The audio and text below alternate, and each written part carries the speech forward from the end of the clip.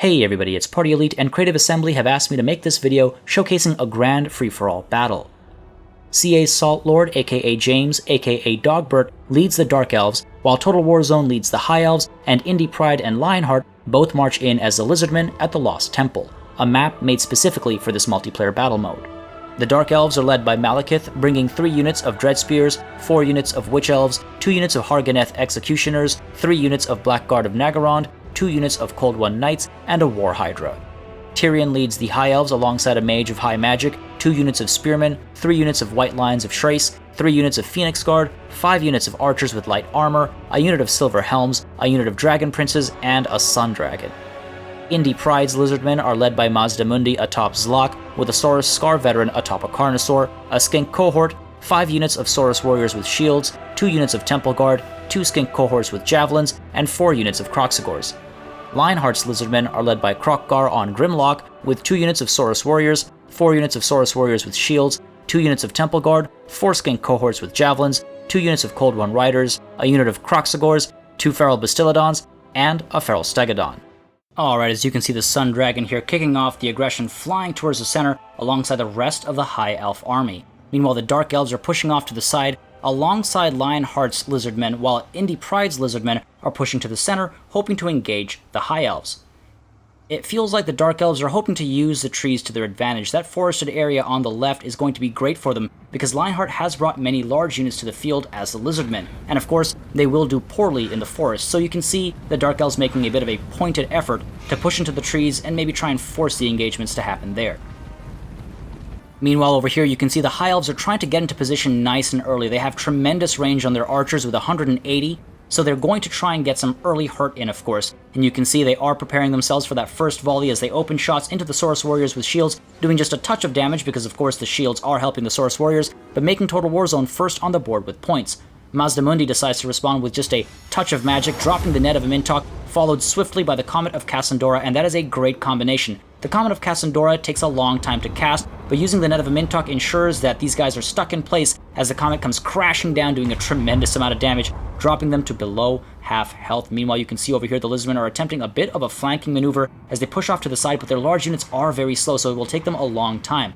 Meanwhile, the front lines are about to engage, and Krokgar does pop the Hand of God magic missile into that front line charge, doing a touch of damage just before they're able to charge in. And you'll see the Witch Elves, just as they are about to dive into the Skink Cohort do retreat, and that's a good call, because if Madness of Cain does hit them, they will be afflicted by Rampage, and that is not a good call at all. They are not meant to be in melee, so that would be a rough spot.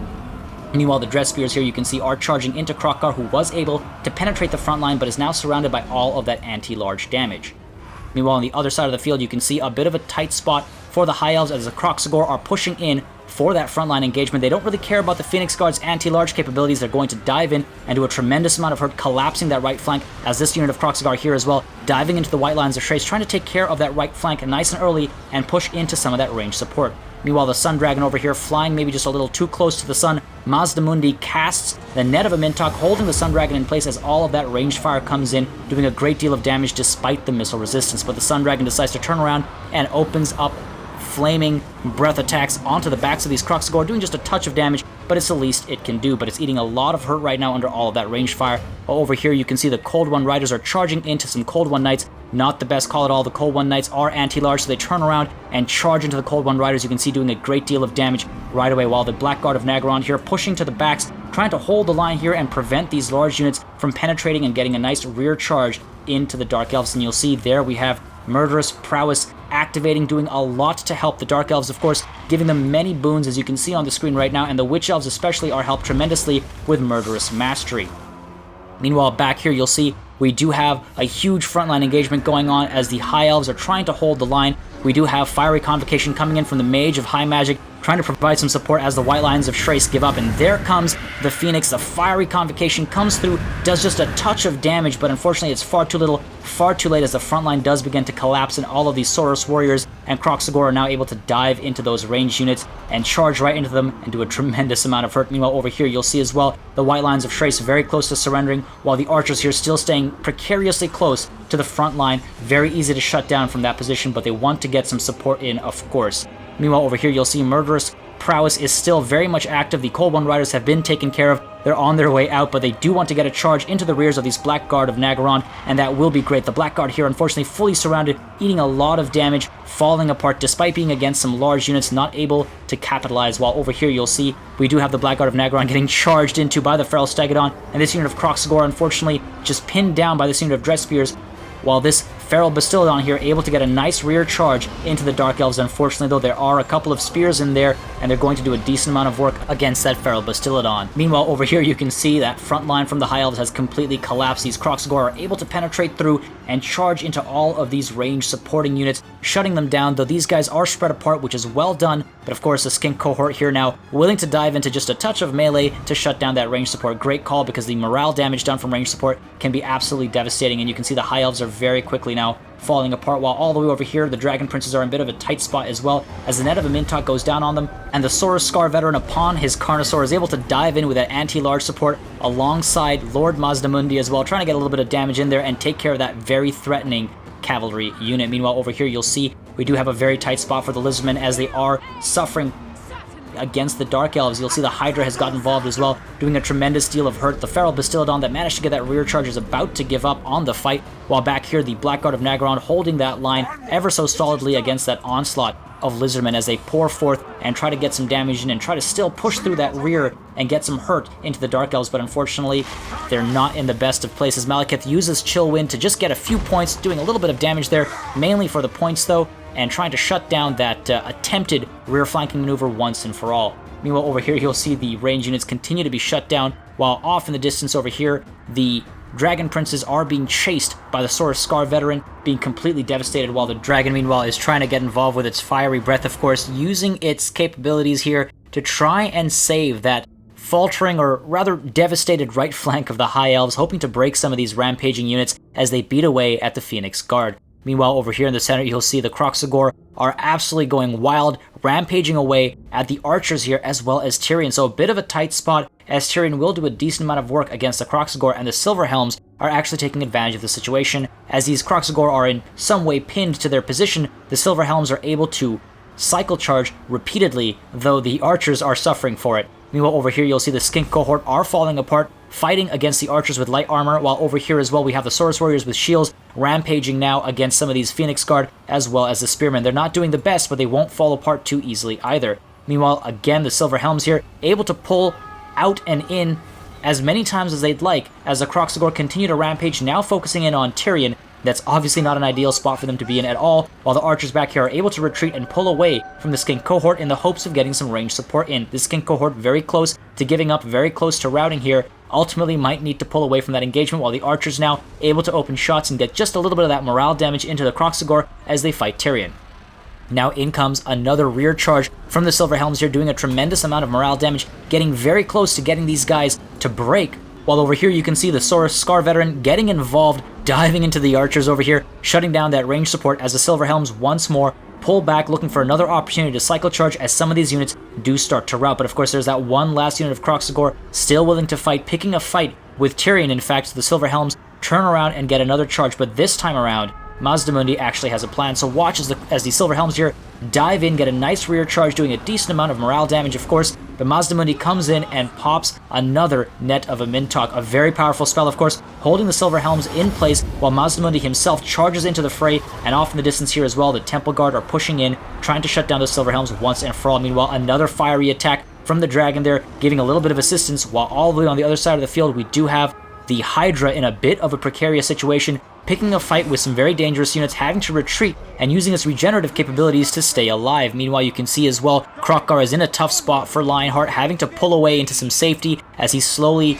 but surely is dying away. You can see also we do have the Cold One Knights here trying to give chase. They are anti-large, of course, so if they can get a nice surround on Kroq-Gar, they can do a decent amount of damage, while in the middle here, Malekith is doing a lot of hurt against the Temple Guard. They are, of course, anti-large. They're not going to do well against non-large units, and Malekith again is a melee lord, so doing a lot of hurt there. These guys are falling apart, while again we do have this Feral Bastillodon rampaging, trying to get a nice rear charge, while Kroq-Gar decides to get involved once more. A very dangerous situation for Kroq-Gar to be in, and you can see right away he falls apart. He no longer wishes to fight, very close to routing, and there he goes, completely shattered, and that shatters Lionheart's entire army, and that's one army of Lizardmen off the field.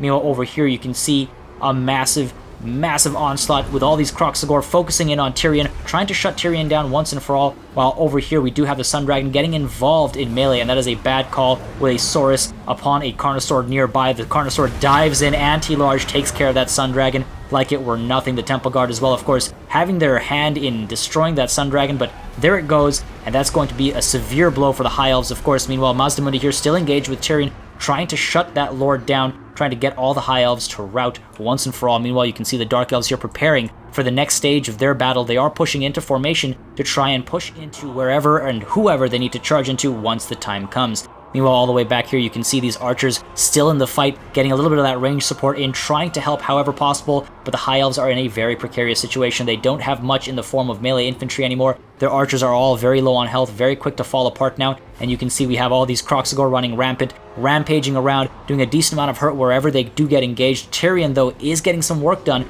reducing the strength of these Kroxigor. If the Lizardmen were to come out on top, they'll have a very tough spot when fighting the Dark Elves, because a lot of their high tier units are being taken care of, and you can see they're rampaging and still chasing after Tyrion. Tyrion is trying to retreat, in fact, but he is coming out on top, while all that range support from the High Elves is focusing in on Lord Mazdamundi, hoping to shut down that leadership, but once and for all do a little bit of extra morale damage and maybe turn the tide of battle. But unfortunately, this is far too little, far too late for the High Elves. They are falling apart. Another charge from Lord Mazdamundi there into the Phoenix Guard. They're not really caring about their anti-large status, making sure that they're wanting to give up against a giant Stegodon there. Not really a position you want to be in, and there you have it. They shatter. Tyrion as well, deciding this is not the day to fight, decides to shatter.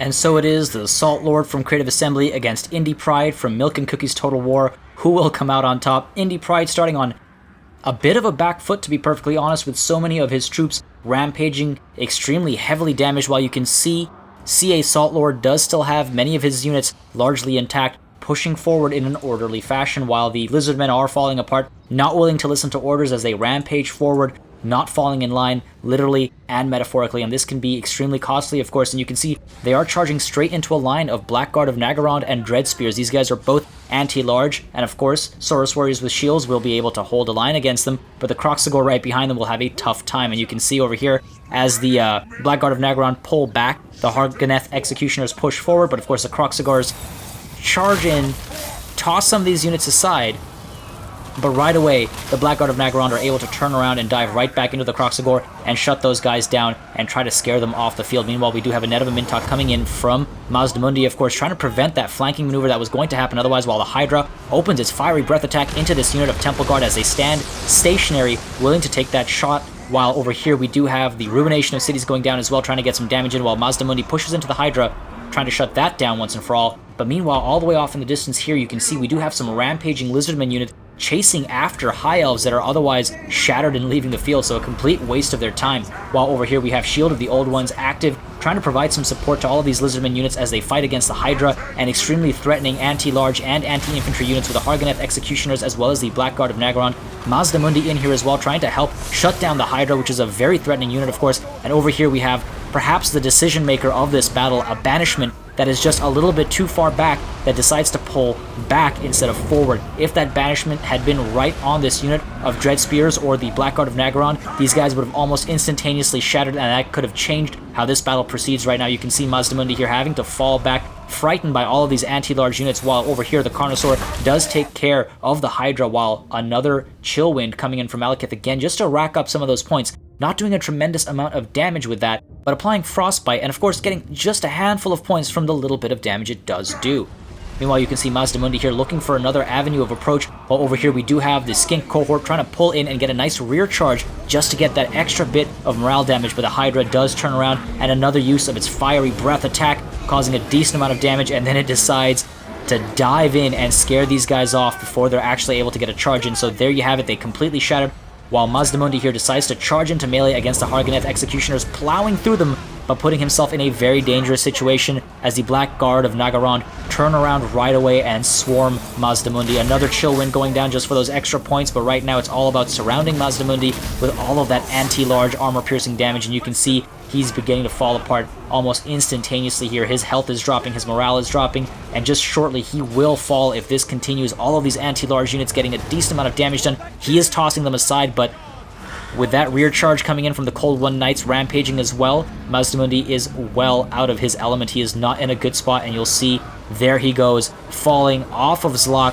Zlok toppling over, and as a result of that, the Lizardmen very quickly begin to lose hope. They do not wish to fight. They just watched Mazdamundi fall and die. And so, a Pyrrhic victory for CA Salt Lord James.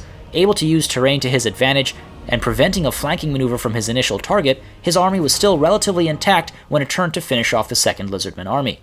A constant use of magic ensured the points kept racking up, and bringing a great deal of anti-large to a battlefield with 2 Lizardman armies certainly helped.